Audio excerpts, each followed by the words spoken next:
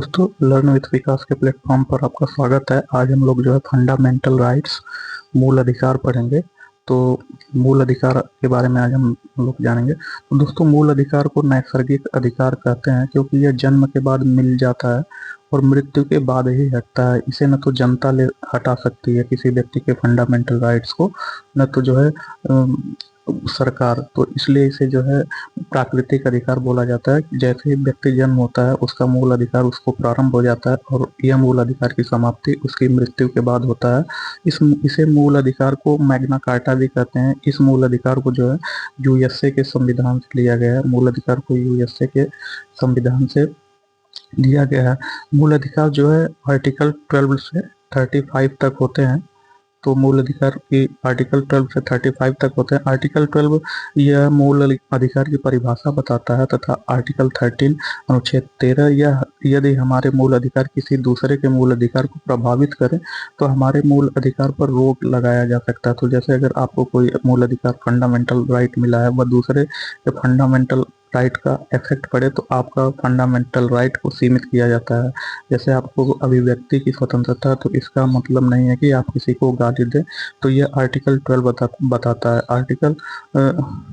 फिर उसके बाद जो है आर्टिकल 14 बताता है विधि के समक्ष समता। आर्टिकल 14 जो है विधि के समक्ष समता बताता है। विधि के समक्ष समानता अर्थात कानून के सामने सब समान होते हैं। यह व्यवस्था ब्रिटेन से ली गई है। आर्टिकल 15 जाति। तो आर्टिकल जो 15 होता है वह जाति, धर्म, लिंग, जन्म स्थान के आधार पर सार्वजनिक स्थान, सरकारी स्थान पर भेदभाव नहीं किया जा सकता है। आर्टिकल 16 बताता है कि लोक निर्वाचन, सरकारी नौकरी की समानता। इसमें पिछड़े वर्ग के लिए कुछ समय आरक्षण की चर्चा हो सकती है। तो जो लोक नियोजन होता है, मतलब जो सरकारी नौकरियां होती हैं, उसमें इस समानता के अधिकार बताया गया तथा इसमें पिछड़े वर्ग के लिए कुछ समय के लिए आरक्षण पर दिया जा सकता है। तथा आर्टिकल 17 अस्पृश्यता, अनटचेबिलिटी के लिए बताता है, जो छुआछूत, जिससे छुआछूत का अंत होता है। फिर आर्टिकल 18 बताता है कि उपाधियों का अंत, किंतु कि कोई व्यक्ति कोई उपाधि नहीं रख सकता है, किंतु शिक्षा, सुरक्षा तथा भारत रत्न, पद्म विभूषण इत्यादि रख सकते हैं। विदेशी उपाधि रखने से पूर्व राष्ट्रपति से अनुमति लेनी पड़ती है। फिर जो है आर्टिकल 19 से 22 जो है आर्टिकल 19 से 22 स्वतंत्रता का अधिकार है। आर्टिकल 19 में वो अभिव्यक्ति की स्वतंत्रता है, बोलने की स्वतंत्रता है। तो जैसे झंडा लहराने की स्वतंत्रता, पुतला जलाने की स्वतंत्रता, आरटीआई तथा प्रेस की स्वतंत्रता। आर्टिकल 19 का सबसेक्शन 2 यह जो है बिना हथियार सभा करने की स्वतंत्रता है। आर्टिकल 19 का सबसेक्शन 13 संगठन बनाने की स्वतंत्रता है। तथा आर्टिकल 19 का सबसेक्शन 4 बिना रोक टोक चारों ओर घूमने की स्वतंत्रता है। आर्टिकल 19 का सबसेक्शन 5 भारत में किसी क्षेत्र में बसने की स्वतंत्रता है। आर्टिकल 9 का सबसेक्शन 6 संपत्ति का अधिकार है, बट अब यह जो है मूल अधिकार नहीं रहा, इसे कानूनी अधिकार में चेंज कर दिया गया। संपत्ति के अधिकार को 44वां संविधान संशोधन द्वारा 1978 में 44वां संविधान संशोधन द्वारा 1978 में मौलिक अधिकार से हटा दिया गया। अब इसे अनुच्छेद 300 के तहत जो है कानूनी अधिकार बना दिया गया है। फिर आर्टिकल 19 का 7 आर्टिकल 19 के 7 में व्यवसाय करने की स्वतंत्रता, मतलब पूरे भारत में कहीं भी व्यवसाय कर सकते हैं। फिर जो है आर्टिकल 20 बताता है, इससे 3 प्रकार की स्वतंत्रता दी गई है। पहला, एक गलती के लिए एक सजा दी जा सकती है। फिर दूसरा, सजा उस समय के कानून के आधार पर दी जाएगी, न कि पहले या बाद के कानून के आधार पर। मतलब जब अपराधी अपराध कर रहा है तो सजा उस समय के कानून के आधार पर दी जाएगी, न कि उसको जो है आपके कानून के आधार पर दी जाएगी। सजा के बाद भी कैदी को संरक्षण दिया जाता है। जब आर्टिकल 20 जब तक किसी व्यक्ति को न्यायालय दोषी करार नहीं देता है तब तक उसे जो है अपराधी नहीं माना जा सकता है। फिर आर्टिकल 21 में जो है आर्टिकल 21 में इसमें प्राण एवं दैहिक स्वतंत्रता है। इसी के कारण अधिक धुआं देने वाले वाहन या बिना हेलमेट वाले व्यक्ति को पुलिस चालान काटती है।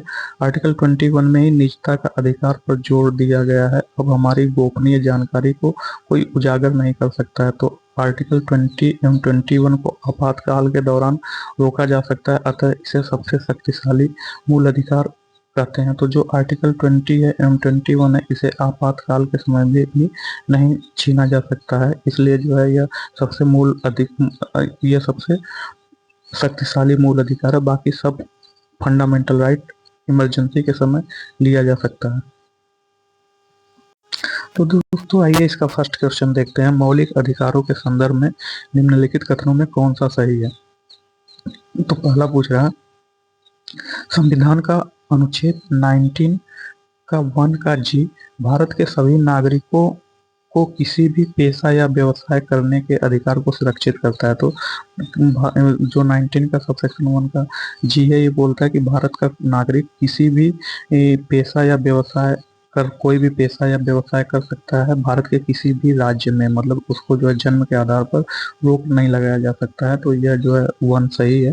फिर दूसरा, संविधान के अनुच्छेद 19(1) का जी के अंतर्गत मादक द्रव्यों के व्यवसाय करने पर कोई मौलिक अधिकार नहीं है। तो इसको जो है मादक द्रव्यों में अल्पीकरण दिया गया है, मतलब आप व्यवसाय तो कर सकते हैं बट कुछ ऐसे मादक द्रव्य हैं आप उनका व्यवसाय नहीं कर सकते हैं, जैसे अफीम हुआ, गांजा हुआ, इसका जो है आप व्यवसाय नहीं कर सकते हैं। इसके लिए जो है या शराब हुआ, इसके लिए आपको लाइसेंस लेना पड़ेगा। तो इसका जो है 1 और 2 दोनों सही है। तो ऑप्शन सी सही है, 1 एवं 2।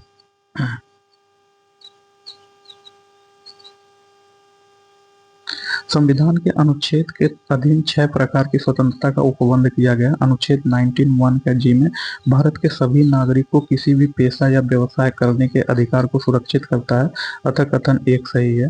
तो भारत के सभी नागरिक किसी भी पेशा या व्यवसाय कर सकते हैं, बट जो है मादक द्रव्यों का या पेशा या व्यवसाय नहीं कर सकते हैं। 19 के अधीन प्रदत्त स्वतंत्रताएं निरपेक्ष नहीं, अर्थात राज्य युक्त आधारों पर इन पर प्रतिबंध लगा सकता है। स्टेट ऑफ आंध्र प्रदेश बनाम मैकडोवेल एंड कंपनी 1996 के बाद में सर्वोच्च न्यायालय द्वारा अभिनिर्धारित किया गया कि मादक द्रव्यों के व्यापार या व्यवसाय हेतु मूल अधिकार पर दावा नहीं किया जा सकता है।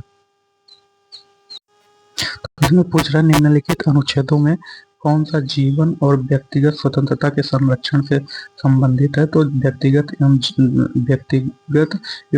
जीवन एवं व्यक्तिगत स्वतंत्रता से ये संरक्षण से संबंधित आर्टिकल 21 है। तो इसका ऑप्शन बी सही होगा। भारतीय संविधान का अनुच्छेद 21 जीवन एवं व्यक्तिगत स्वतंत्रता के अधिकार के संरक्षण से संबंधित है। आर्टिकल 21 का यह बताता है कि इसमें 6 वर्ष से 14 वर्ष के बच्चों को निःशुल्क प्राथमिक शिक्षा का अधिकार दिया गया है, तथा इसे 86वां संविधान संशोधन 2002 में आर्टिकल 21A में जोड़ा गया, तथा आर्टिकल 20 बताता है कि अपराधों के लिए दोष सिद्धि के संबंध में संरक्षण है। तो जो आर्टिकल 20 बताता है कि यह अपराधों के लिए दोष सिद्धि के संरक्षण में संबंध है, तथा आर्टिकल 22 बताता है कि कुछ मामलों में हिरासत एवं नजरबंदी से संरक्षण। तो आर्टिकल 22 बताता है कुछ मामलों में हिरासत एवं नजरबंदी से संरक्षण, तथा आर्टिकल 26 बताता है कि धार्मिक संस्थाओं के प्रबंध की स्वतंत्रता। तो धार्मिक संस्थाओं के प्रबंध की स्वतंत्रता। तो आर्टिकल 21 इसका ऑप्शन होगा, क्योंकि निम्नलिखित अनुच्छेदों में कौन सा जीवन और व्यक्तिगत स्वतंत्रता के संरक्षण से संबंधित है। तो आर्टिकल 21 को जो है जीवन का अधिकार बोलते हैं।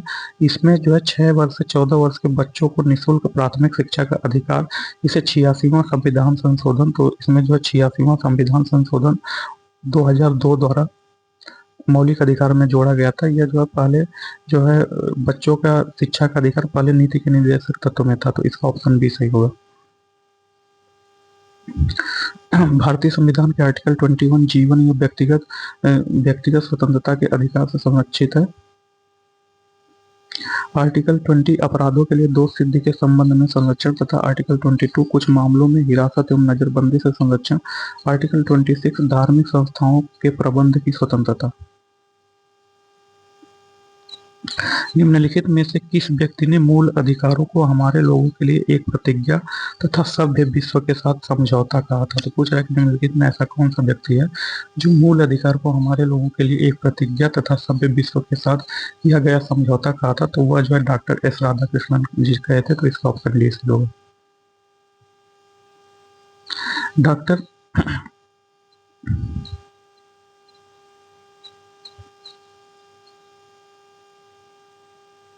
डॉक्टर एस राधाकृष्णन ने मूल अधिकार को हमारी भावना के साथ किया गया वादा तथा सभ्य विश्व के साथ की गई संधि कहा था। स्वाभाविक ही था कि उन्हें राज्य के लिए अर्थात कार्यपालिका एवं विधायिका के लिए बाध्यकारी बना दिया गया। डॉक्टर भीमराव अंबेडकर ने मूल अधिकारों से संबंधित भाग 3 को सर्वाधिक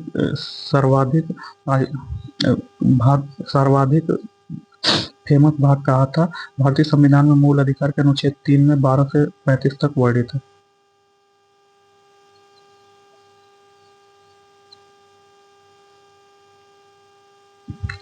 निम्नलिखित में से किन अनुच्छेदों द्वारा भारतीय संविधान नागरिकों को मूल अधिकार निश्चित करता है? तो जो मूल अधिकार है वह अनुच्छेद 12 से 35 तक है। इसका ऑप्शन ऐसे होगा।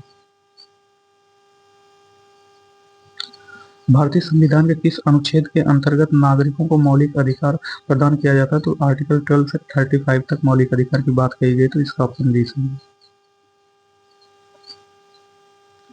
निम्नलिखित युग्मों में कौन सा एक सही सुमेलित है? तो जो विधि के समक्ष समता सही सुमेलित नहीं है। तो जो विधि के समक्ष समता है, यह आर्टिकल 40 में बात किया गया, यह सही है। लोक नियोजन के अवसर की समानता अर्थात सरकारी नौकरी में अवसर की समानता, यह आर्टिकल 16 में कहा गया, यह भी सही है। अस्पृश्यता का अंत, द एबोलिशन ऑफ अनटचेबिलिटी, इसको जो है आर्टिकल 17 में बोला गया, ये भी सही है। शिक्षा का अधिकार, तो शिक्षा का अधिकार आर्टिकल 18 में नहीं बोला गया।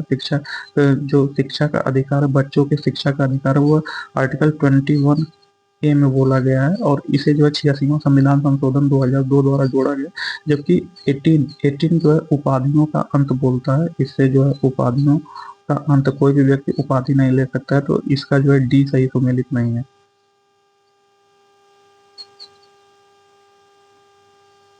विधि के समक्ष समता अनुच्छेद 14 में, लोक नियोजन में अवसर की समानता आर्टिकल 16 में, अस्पृश्यता का अंत अनुच्छेद 17 में, शिक्षा पाने का अधिकार आर्टिकल 21 ए में। तो जो 21 ए है इसे जो है 86वां संविधान संशोधन 2002 द्वारा मूल अधिकार में जोड़ा गया, शिक्षा पाने का अधिकार।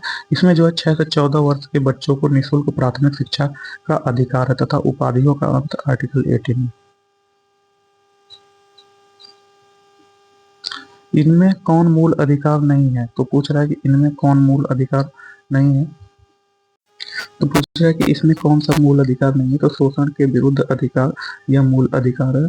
समान कार्य के लिए समान वेतन, यह जो है मूल अधिकार नहीं है। यह राज्य के नीति निर्देशक तत्व भाग 4 के 39 घ में बताता है। सामान्य कार्य के लिए सामान्य वेतन, मतलब राज्य प्रत्येक नागरिक को, चाहे वह स्त्री या पुरुष हो, समान कार्य के लिए समान वेतन का प्रावधान करेगा। ऐसा उल्लेख संविधान के भाग 4 के अनुच्छेद 39 घ में किया गया है, जो कि नीति निर्देशक सिद्धांतों के अंतर्गत आता है। जबकि शोषण के विरुद्ध अधिकार कानून के समक्ष समता, धार्मिक स्वतंत्रता का मूल अधिकार है। तो इसका ऑप्शन जो है बी होगा। राज्य प्रत्येक नागरिक को, चाहे वह स्त्री या पुरुष हो, समान कार्य के लिए समान वेतन का प्रावधान करेगा। ऐसा उल्लेख संविधान के भाग 4 के अनुच्छेद 39 घ में किया गया है, जो कि नीति निर्देशक सिद्धांतों के अंतर्गत आता है। जबकि शोषण के विरुद्ध अधिकार कानून के समक्ष समानता तथा धार्मिक स्वतंत्रता का मूल अधिकार है। मौलिक अधिकार है, तो मौलिक अधिकार है कभी निलंबित नहीं किए जा सकते। जी से निलंबित किए जा सकते हैं जब जो है इमरजेंसी आता है। तो आर्टिकल 20 एवं 21 को छोड़ करके जो है को मौलिक अधिकार निलंबित किए जा सकते हैं। प्रधानमंत्री के निर्देशों पर निलंबित किए जा सकते नहीं है, राष्ट्रपति के द्वारा निलंबित किए जा सकते हैं। राष्ट्रपति की इच्छा पर निलंबित किए जा सकते हैं। तो यह राष्ट्रपति की इच्छा पर भी निलंबित नहीं किया जा सकता। यह आपातकालीन स्थिति में राष्ट्रपति की इच्छा पर निलंबित किए जा सकते हैं। तो इसका ऑप्शन डी से होगा।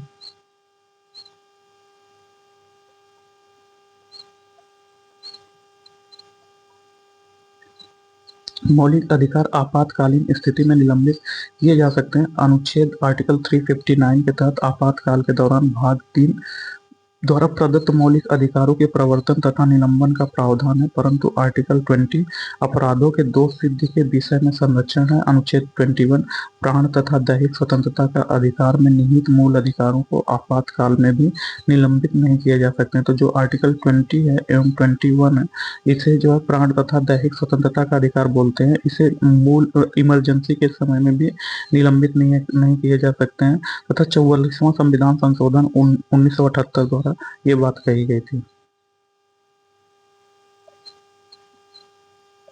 निम्नलिखित में से संविधान के किस अनुच्छेद के अंतर्गत भारत के राष्ट्रपति मूल अधिकारों के कार्यान्वयन को स्थगित कर सकते हैं? अनुच्छेद 20 एवं 21 को अतिरिक्त पूछ रहा है कि ऐसा कौन सा अनुच्छेद है जिसमें जो है जैसे ही आपातकाल या इमरजेंसी आता है, जो भारत के राष्ट्रपति हैं वो भारतीय नागरिकों के सभी मूल अधिकारों को निलंबित कर सकते हैं, किंतु आर्टिकल 20 एवं 21 को छोड़ करके इसे निलंबित नहीं कर सकते हैं।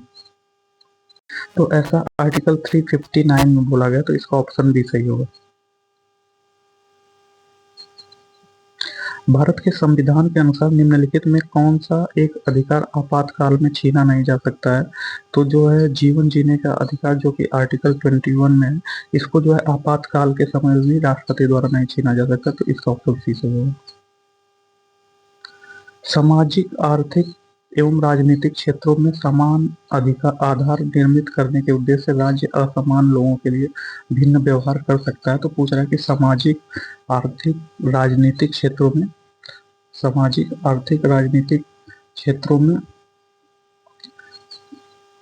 समान आधार निर्मित करने के उद्देश्य से राज्य असमान लोगों के लिए भिन्न व्यवहार कर सकता है। तो इसी में जो है सरकार रिजर्वेशन देती है, तो ये कथन ये सही है। कारण आर, समान लोगों में विधि समान होगी और समान रूप से प्रशासित होगी, तो ये कारण आर सही है। तो इसका जो है ए और आर दोनों सही है, ए का सही स्पष्टीकरण आर करता है। संविधान की उद्देशिका में सामाजिक, आर्थिक और राजनीतिक न्याय का प्रावधान है। इसका तात्पर्य है कि राज्य अक्षम लोगों के लिए सामाजिक, आर्थिक एवं राजनीतिक न्याय प्रदान करने के लिए कुछ विशेष प्रावधान कर सकता है। अनुच्छेद 15(4) व अनुच्छेद 16(4) में इसका उल्लेख है। संविधान के अनुच्छेद 14 में विधि के समक्ष समता का उल्लेख है, किंतु इसका तात्पर्य अक्षरशः समानता नहीं बल्कि समान स्तर के लोगों के लिए समान व्यवहार है। इसलिए समान लोगों के लिए विधि समान होगी। तो इसी में जो है जो SC ST या OBC होते हैं या EWS है, उनको रिजर्वेशन दिया जाता है। तो पूछ रहा है कि अनुच्छेद 21A में सभी बच्चों को निःशुल्क एवं अनिवार्य शिक्षा का प्रावधान किया गया है। तो जो दोस्तों आर्टिकल 21A था, इसको जो है पहले नीति निर्देशक तत्व में शामिल था, बट जो है 86वां संविधान संशोधन द्वारा जो है 86वां संविधान संशोधन 2002 द्वारा इसे जो है इसके तहत शिक्षा को मौलिक अधिकार घोषित किया गया और यह आर्टिकल 21A में जोड़ दिया गया। तो यह जो है यह बताता है आर्टिकल कि 6 से 14 वर्ष के आयु के वर्ग वाले बालकों को निःशुल्क एवं अनिवार्य शिक्षा देने की व्यवस्था की गई है। तो ऐसे बालक जिनकी आयु 6 से 14 हो, उनको निःशुल्क एवं अनिवार्य शिक्षा देने की बात की गई है। तो 3 से 12 नहीं, 3 से 14 नहीं, 5 से 18 नहीं, 6 से 14 वर्ष वाले हैं, तो इसका ऑप्शन डी सही होगा। आर्टिकल 21 के तहत 6 से 14 वर्ष तक के आयु वाले सभी बालकों के लिए निःशुल्क एवं अनिवार्य शिक्षा देने की व्यवस्था की गई है। उल्लेखनीय है कि 86वां संविधान संशोधन 2002 के तहत शिक्षा को मौलिक अधिकार घोषित कर दिया गया है।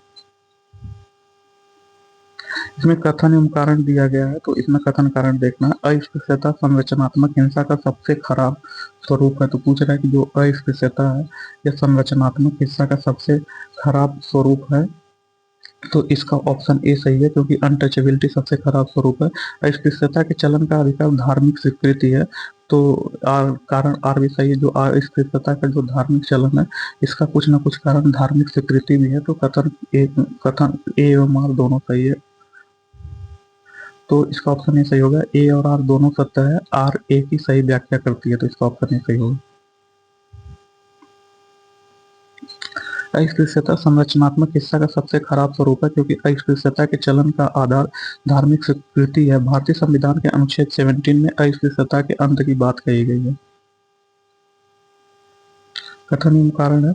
कथन ए कहता है भारतीय संविधान का अनुच्छेद 30 अल्पसंख्यक वर्ग शब्द परिभाषित करता है। तो पूछ रहा है कि जो आर्टिकल 30 है यह अल्पसंख्यक वर्ग परिभाषित करता है। तो जो आर्टिकल 30 है इसमें अल्पसंख्यक वर्गों के बारे में बोला गया है, तो इसका जो कथन है सही है। दूसरा, संविधान केवल भाषाई एवं धार्मिक अल्पसंख्यक वर्ग को मान्यता प्रदान करता है।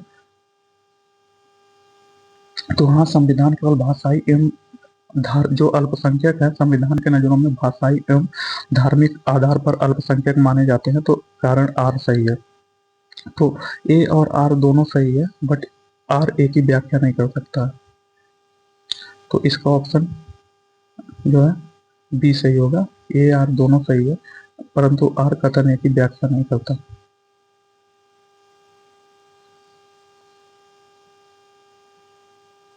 आर्टिकल 31 में कहा गया कि धर्म या भाषा पर आधारित सभी अल्पसंख्यक वर्गों को अपनी रुचि की शिक्षा संस्थाओं की स्थापना या प्रशासन का अधिकार होगा, अर्थात संविधान केवल भाषाई एवं धार्मिक अल्पसंख्यक वर्ग को मान्यता प्रदान करता है। निम्नलिखित में कौन सा सही सुमेलित नहीं है? तो पूछ रहा है कि इसमें कौन सा सही सुमेलित नहीं है। तो जो बंदी प्रत्यक्षीकरण है उसका नाम जो है to have the body of से कहा जाता है, तथा परमादेश को बी कमांड से जाना जाता है। प्रतिशेष को जो है टू बी सर्टिफाइड से बोला जाता है, तो यह सुमेलित नहीं है। जबकि अधिकार परीक्षा को बाई वाट अथॉरिटी से जाना जाता है, तो इसका ऑप्शन सी सही है। यही सुमेलित नहीं है। बंदी प्रत्यक्षीकरण को to have the body of बोला जाता है, परमादेश को बी कमांड बोला जाता है, तथा प्रतिशेष को रीट ऑफ प्रोहिबिशन बोला जाता है। अधिकार परीक्षा को बाई वाट अथॉरिटी बोला जाता है। भारतीय संविधान के किस अनुच्छेद में अस्पृश्यता के उन्मूलन की बात कही गई? तो आर्टिकल 17 बोला गया, तो इसका ऑप्शन सी है। अनुच्छेद 17 में अस्पृश्यता के उन्मूलन की बात की गई। इसके द्वारा आचरण एवं व्यवहार में समानता का प्रावधान किया गया है। यह संविधान में सामाजिक समानता के अंतर्विष्ट करता है। इसके द्वारा अस्पृश्यता को पूर्णतः समाप्त करते हुए किसी भी रूप में किया जाने वाला आचरण निषिद्ध किया जाता है। भारतीय संविधान का कौन सा अनुच्छेद बच्चों के शोषण के विरुद्ध मौलिक अधिकारों से संबंधित है? तो आर्टिकल 24 है, इसका ऑप्शन डी सही होगा। भारतीय संविधान के अनुच्छेद 24 बच्चों के शोषण के विरुद्ध मौलिक अधिकारों से संबंधित है। अनुच्छेद 24 बालकों के नियोजन का प्रतिषेध करता है, जिसके अंतर्गत 14 वर्ष से कम आयु वाले किसी बच्चे को कारखाना, खानों या अन्य किसी जोखिम भरे कामों पर नियुक्त नहीं किया जा सकता। तो भारतीय संविधान का जो आर्टिकल 24 है यह बच्चों के शोषण से संबंधित अधिकार है। यह जो है आर्टिकल 24 बालकों का जो जॉब लगता है या जो छोटे बालकों को किसी पेशे में रख लेते हैं उसको जो है मनाही करता है। इसके अंतर्गत 14 वर्ष से कम आयु वाले बच्चों को खानों या जो खतरनाक प्लेस है वहां पर इनका नियुक्ति नहीं की जा सकती है। तो यह बात जो है आर्टिकल 24 बताता है, तो इसमें सुमेलित करना है। तो इसमें बोला गया कि कौन सा सुमेलित नहीं है। तो अस्पृश्यता का अंत, एबोलिशन ऑफ अनटचेबिलिटी, आर्टिकल 17 में बोला गया सही है। गिरफ्तारी एवं निरोध संरक्षण, तो गिरफ्तारी एवं निरोध संरक्षण आर्टिकल 23 में नहीं बोला गया, यह जो है आर्टिकल 22 में बोला गया। आर्टिकल 23 में बालाश्रम बोला गया, मतलब किसी को जबरदस्ती जो है बधुआ मजदूरी करवाना हुआ, आर्टिकल 23 में बोला गया। जबकि धर्म की स्वतंत्रता आर्टिकल 25 में बोला गया सुमेलित है। अल्पसंख्यकों के हितों का संरक्षण आर्टिकल 29 में बोला गया, ये भी सुमेलित है।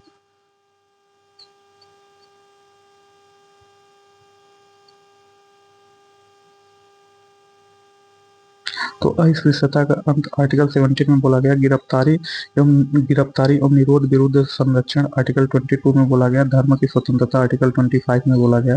अल्पसंख्यक के हितों का संरक्षण आर्टिकल 29 में बोला गया है। जबकि अनुच्छेद 23 में बलात्श्रम एवं मानव दुर्व्यापार का निषेध बोला गया है।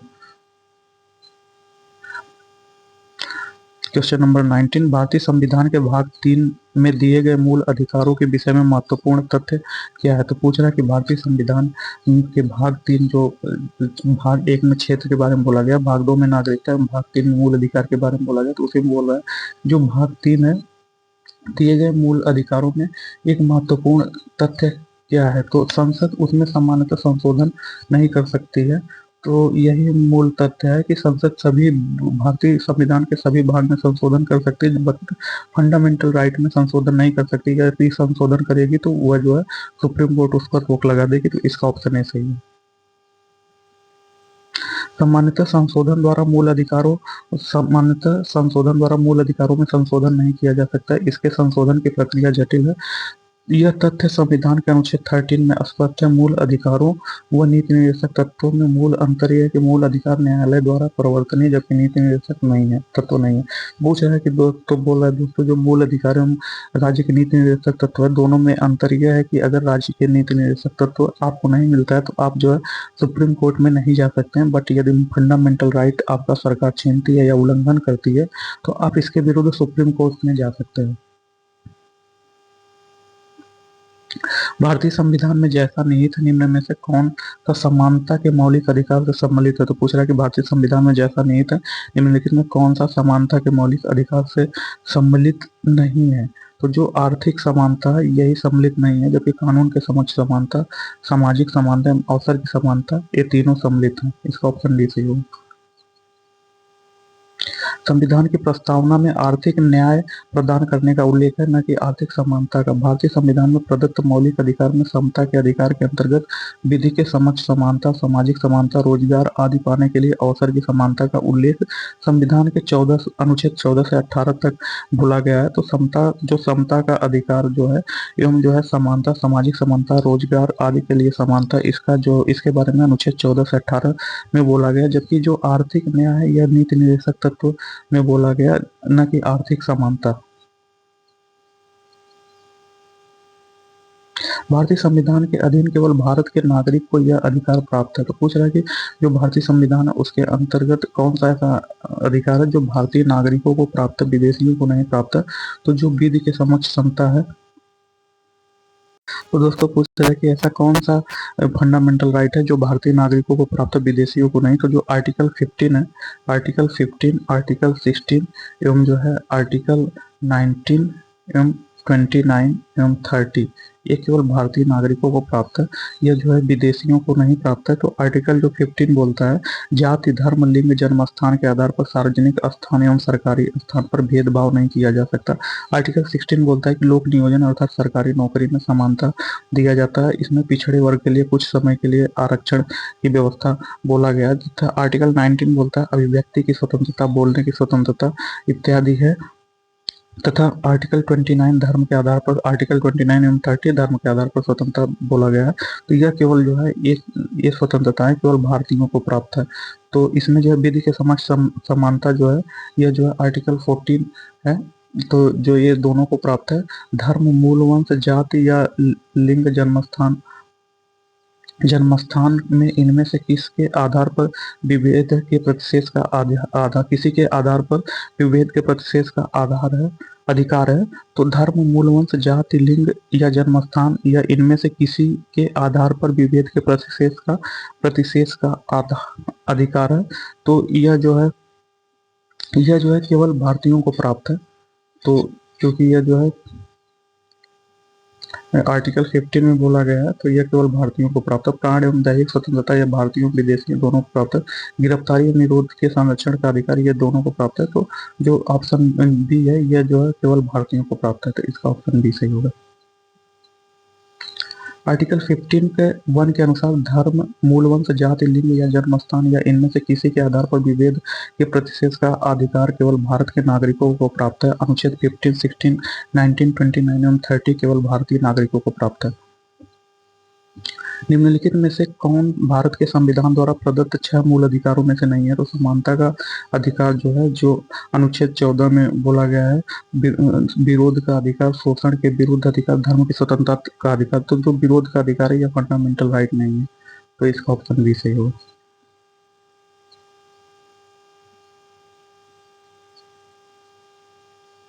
विरोध का अधिकार मूल अधिकारों की श्रेणी में नहीं आता। समानता का अधिकार अनुच्छेद 14 से 18 में वर्णित है, जबकि शोषण के विरुद्ध अधिकार अनुच्छेद 23 से 24 में दिया गया है, जबकि धर्म की स्वतंत्रता का अधिकार अनुच्छेद 25 से 28 में वर्णित है। निम्नलिखित में कौन सा मूल अधिकार विदेशी नागरिकों को प्राप्त नहीं है? तो जो विधि के समक्ष समता है, यह जो विधि के समक्ष समता है तो आर्टिकल 14 में जो विधि के समक्ष समता है, यह भारतीयों विदेशियों दोनों को प्राप्त है। अभिव्यक्ति की स्वतंत्रता जो है आर्टिकल 19 में है, तो यह जो है केवल भारतीयों को प्राप्त है। प्राण एवं दैहिक स्वतंत्रता जो आर्टिकल 21 में है, यह भारतीयों विदेशी दोनों को प्राप्त है। शोषण के विरुद्ध अधिकार यह जो है दोनों को प्राप्त है। तो जो ऑप्शन बी है अभिव्यक्ति की स्वतंत्रता जो कि आर्टिकल 19 में है, यह केवल भारतीयों को प्राप्त है, विदेशियों को प्राप्त नहीं है। तो इसका ऑप्शन बी सही होगा। तो वाक स्वतंत्रता या अभिव्यक्ति की स्वतंत्रता का अधिकार केवल भारतीय नागरिकों को प्राप्त है, गैर नागरिकों को मौलिक अधिकार निम्न है। अनुच्छेद 14 विधि के समक्ष समानता। अनुच्छेद 20 अपराधों के लिए दोष सिद्धि के संबंध में संरक्षण, यह विदेशियों को प्राप्त है, ये सभी विदेशियों को प्राप्त होने वाले अधिकार है। आर्टिकल 21 प्राण और दैहिक स्वतंत्रता का संरक्षण। आर्टिकल 21 है शिक्षा का अधिकार। आर्टिकल 22 कुछ दशाओं में गिरफ्तारी व निरोध के विरुद्ध संरक्षण। आर्टिकल 23 मानव के दुर्व्यापार एवं बलात् श्रम का प्रतिषेध तथा आर्टिकल 24 कारखानों आदि में बालकों के नियोजन का प्रतिषेध। आर्टिकल 25 अंतःकरण की ओर धर्म के अबाध रूप से मानने, आचरण करने एवं प्रचार करने की स्वतंत्रता। आर्टिकल 26 धार्मिक कार्यों के प्रबंध की स्वतंत्रता। आर्टिकल 27 किसी विशिष्ट धर्म की अभिवृद्धि की स्वतंत्रता। आर्टिकल 28 कुछ शिक्षा संस्थाओं में धार्मिक शिक्षा या धार्मिक उपासना की उपस्थिति के बारे में स्वतंत्रता। निम्नलिखित में से भारत के संविधान का कौन सा अनुच्छेद कानून के समक्ष समानता से संबंधित है? तो आर्टिकल 14 है, इसका ऑप्शन सी सही होगा। निम्नांकित अधिकारों में कौन से अधिकार भारत में सभी व्यक्तियों को उपलब्ध नहीं है? तो जो विधि के समक्ष समानता या सभी को है, भेदभाव के विरुद्ध अधिकार ये भी सभी को है। 2 बार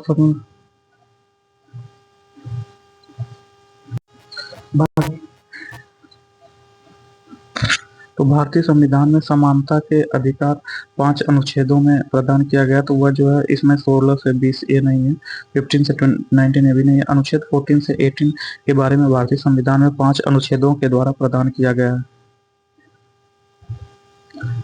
भारतीय संविधान में 6 प्रकार के अधिकारों का वर्णन है। समानता का अधिकार अनुच्छेद 14 से 18 तक, स्वतंत्रता का अधिकार अनुच्छेद 19 से 22 तक, शोषण के विरुद्ध अधिकार अनुच्छेद 23 से 24 तक, धार्मिक स्वतंत्रता का अधिकार अनुच्छेद 25 से 28 तक, संस्कृति एवं शिक्षा संबंधी अधिकार अनुच्छेद 29 से 30 तक, संवैधानिक उपचारों का अधिकार अनुच्छेद 32 में। निम्नलिखित में कौन सा सही नहीं है? तो पूछ रहा है कि निम्नलिखित में कौन सा सही नहीं है? तो सामाजिक समानता संविधान में प्रत्याभूत नहीं है। तो जो सामाजिक समानता या संविधान में प्रत्याभूत नहीं है, तो यह है संविधान में सामाजिक समानता के बारे में बात कहा गया है। तो ये है देश में सामाजिक समानता पहले से ही विद्यमान थी। तो देश में सामाजिक समानता पहले से ही विद्यमान थी। सामाजिक समानता संविधान में प्रत्याभूत है। तो सामाजिक समानता जो है संविधान में प्रत्याभूत है, यही सही है। सामाजिक समानता संविधान में प्रत्याभूत है, जबकि सामाजिक समानता संविधान में प्रत्याभूत नहीं है। ये गलत है, क्योंकि सामाजिक समानता के बारे में जो है देश में सामाजिक समानता संविधान में सामाजिक समानता संविधान प्रत्याभूत नहीं है। संविधान में सामाजिक समानता की बात कही गई है। देश में सामाजिक समानता पहले से ही विद्यमान थी नहीं। देश में सामाजिक पहले बहुत छुआछूत होता था और संविधान आने पर छुआछूत आर्टिकल 17 में एबोलिशन ऑफ अनटचेबिलिटी के बारे में बोला गया है, इसलिए जो है बी भी गलत होगा। जबकि सी जो है सामाजिक समानता संविधान में प्रत्याभूत है, तो इसका ऑप्शन सी सही होगा। सामाजिक समानता संविधान में प्रत्याभूत है। नीति निर्देशक तत्वों में प्रतिष्ठा, अवसर की समता की प्राप्ति के लक्ष्य अतिरिक्त मूल अधिकारों में अनुच्छेद 14 से 18 तक उल्लिखित अधिकार सामाजिक समानता से संबंधित है। भारतीय संविधान के निम्नांकित अनुच्छेदों में कौन सा एक लोक नियोजन के विषय में भारत के सभी नागरिकों को अवसर की समानता की प्रत्याभूति करता है? तो इसका ऑप्शन बी होगा अनुच्छेद 16 के 1 एवं आर्टिकल 69 के सब सेक्शन 2 में। तो भारतीय संविधान के अनुच्छेद 16 के सब सेक्शन 1 के अनुसार यह उपबंधित किया गया कि राज्य के अधीन किसी पद पर नियोजन या नियुक्ति से संबंधित विषयों में सभी नागरिकों को अवसर की समानता होगी, तथा आर्टिकल 16 के सब सेक्शन 2 में कहा गया कि राज्य के अधीन किसी नियोजन या पद के संबंध में केवल धर्म, मूल वंश, जाति, लिंग, उद्भव, जन्मस्थान, निवास या इससे किसी के आधार पर कोई नागरिक अपात्र नहीं होगा, न उसे विभेद किया जाएगा। आर्टिकल 16 के सब सेक्शन 4 सब सेक्शन 5 के जिसमें अपवाद है, जिसमें संसद को यह शक्ति प्रदान की गई है कि वह विधि बनाकर सरकारी सेवाओं की नियुक्ति के लिए समाज के अनुसूचित जाति एवं अनुसूचित जनजाति एवं अन्य पिछड़े वर्गों को आरक्षण दे सकता है। तो भारतीय संविधान की प्रस्तावना में प्रयुक्त समाजवाद शब्द को निम्नलिखित किस अनुच्छेदों के साथ मिलाकर पढ़ने से सर्वोच्च न्यायालय को समान कार्य के लिए समान वेतन का मौलिक अधिकार परिभाषित करने की शक्ति प्राप्त हुई? तो वह जो है आर्टिकल 14 आर्टिकल 16 में, क्योंकि आर्टिकल 14 में जो है समता की बात की गई है तथा आर्टिकल 16 में जो है लोक नियोजन सरकारी नौकरियों में समानता की बात कही है। तो इन दोनों को मिला करके समान वेतन के लिए समान कार्य के लिए समान वेतन का मौलिक अधिकार परिभाषित करने को शक्ति प्राप्त हुई है। तो इसका ऑप्शन डी सही होगा।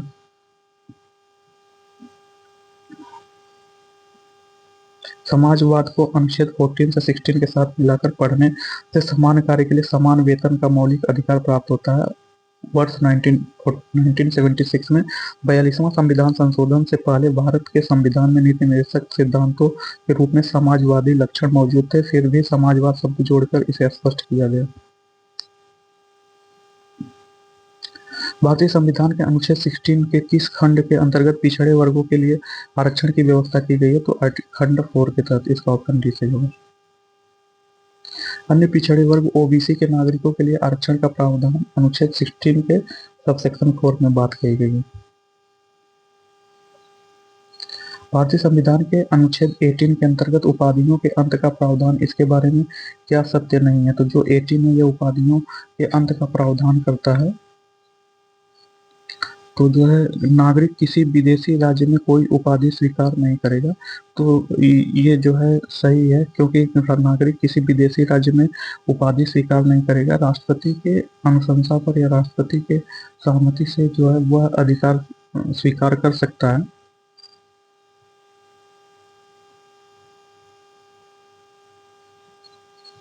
अधिकार स्वीकार कर सकता है।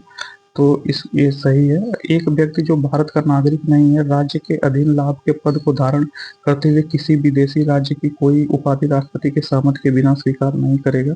तो ये भी सही है। एक व्यक्ति जो भारत का नागरिक नहीं, मतलब जो विदेशी है भारत के जो राज्य के अधीन लाभ के पद है उस पर है, तो विदेशी राज्य में कोई उपाधि बिना राष्ट्रपति की सहमति से स्वीकार नहीं करेगा। तो ये भी सही है। सी, राज्य विद्या एवं सैनिक विशिष्टता है तो कोई उपाधि प्रदान नहीं करेगा। नहीं, ये गलत है। राज्य विद्या जैसे कोई डॉक्टर पीएचडी करते हैं तो डॉक्टर लिखते हैं, और सैनिक विशिष्टता जैसे कर्नल लेफ्टिनेंट यह उपाधि धारण कर सकता है। तो यही गलत है। यह नहीं करेगा, ये गलत है। ये कर सकता है। फिर आर्टिकल 18 में उपाधियों के अंत करने संबंधी प्रावधान किया गया। इसमें अनुच्छेद इस प्रकार राज्य, सेना या विद्या संबंधी सम्मान के सिवा कोई उपाधि प्रदान नहीं करेगा। फिर भारत का कोई नागरिक किसी विदेशी राज्य से कोई उपाधि स्वीकार नहीं करेगा।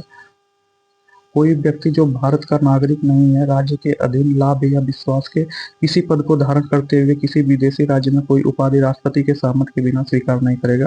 राज्य के अधीन लाभ या विश्वास का पद धारण करने वाला कोई व्यक्ति किसी विदेशी राज्य से या उसके अधीन किसी रूप में कोई भेंट उपलब्धि पद राष्ट्रपति की सहमति के बिना स्वीकार नहीं करेगा।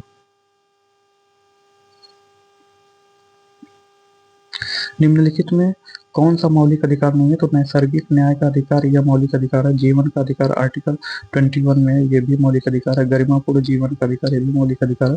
असमान परिस्थितियों में समानता का अधिकार, तो जो एक असमान परिस्थितियों में समानता का अधिकार नहीं है, यह समान परिस्थितियों में समानता का अधिकार है। तो समान परिस्थितियों में समानता का अधिकार बोला गया है, तो यही मौलिक मूल अधिकार नहीं। यहाँ असमान की जगह समान होगा।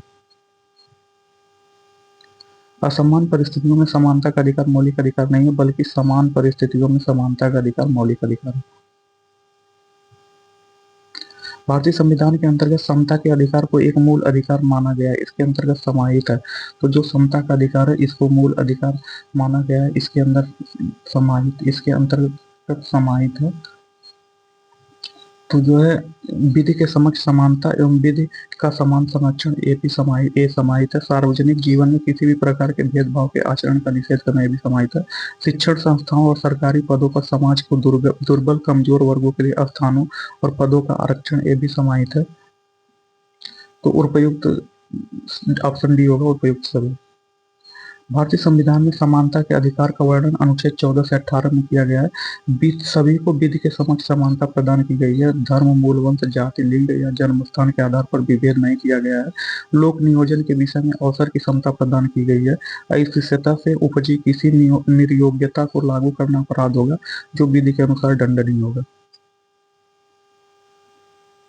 संविधान का अनुच्छेद 14 कानून के समान संरक्षण के विषय में है, जिसका तात्पर्य है तो जो संविधान का अनुच्छेद 14 है, यह कानून के समान संरक्षण के विषय में, जिसका तात्पर्य है तो किसी को स्वैच्छिक रूप से जीवन से वंचित न करना। तो जो यह आर्टिकल 14 में नहीं है, यह आर्टिकल 21 में बताया गया है। जबकि न्यायपालिका तक पहुंचने का समान अधिकार ये आर्टिकल 14 में है। समान अपराध के लिए भिन्न एवं उच्च दंड न दिया जाना, ये भी है। फिर जो है सब कानून के समक्ष जाति या वर्ग विशेष के व्यक्तियों को समान होना, तो 2, 3, 4 है। तो इसका ऑप्शन भी सही होगा, 2, 3, 4। संविधान का अनुच्छेद 14 कानून के समान संरक्षण का पद अमेरिकी संविधान से लिया गया। विधि का समान संरक्षण से तात्पर्य है कि समान परिस्थिति वाले व्यक्तियों में कोई विभेद नहीं किया जाएगा। तो पूछ रहे भारतीय संविधान में स्वतंत्रता का अधिकार 4 अनुच्छेदों द्वारा प्रदान किया गया। तो वह 4 अनुच्छेद जो है अनुच्छेद 19 से 22 में स्वतंत्रता का अधिकार प्रदान किया गया। तो इसका ऑप्शन ए सही होगा। भारत के संविधान के अनुच्छेद 19 से 22 में स्वतंत्रता का अधिकार प्रदान किया गया है। आर्टिकल 19 में वाक स्वातंत्र्य आदि विषय कुछ अधिकारों का संरक्षण है। आर्टिकल 20 में अपराधों के दोष सिद्धि के संबंध में संरक्षण है। आर्टिकल 21 में प्राण और दैहिक स्वतंत्रता का संरक्षण है। आर्टिकल 22 में कुछ दशाओं में गिरफ्तारी और निरोध से संरक्षण है। बंदी बनाए गए व्यक्ति के मौलिक अधिकारों की रक्षा करता है, तो वो आर्टिकल 22 करता है। तो इसका ऑप्शन डी सही होगा। संविधान के अनुच्छेद 22 में कुछ दशाओं में गिरफ्तारी एवं निरोध के संरक्षण प्रदान किया गया है। किसी व्यक्ति को जो गिरफ्तार किया गया है, ऐसे गिरफ्तारी के कारणों से यथाशीघ्र अवगत कराए बिना अभिरक्षा से निरुद्ध नहीं रखा जाएगा या अपनी रुचि के विधि व्यवसायी से परामर्श करने और प्रतिरक्षा कराने के अधिकार से वंचित नहीं रखा जाएगा। निम्नलिखित अधिकारों में कौन सा अधिकार अनुच्छेद 19(1)(d) के अनुच्छेद 21 को मिलाकर पढ़ने से प्राप्त होता है। तो पूछा है कि कौन सा ऐसा अधिकार है जो आर्टिकल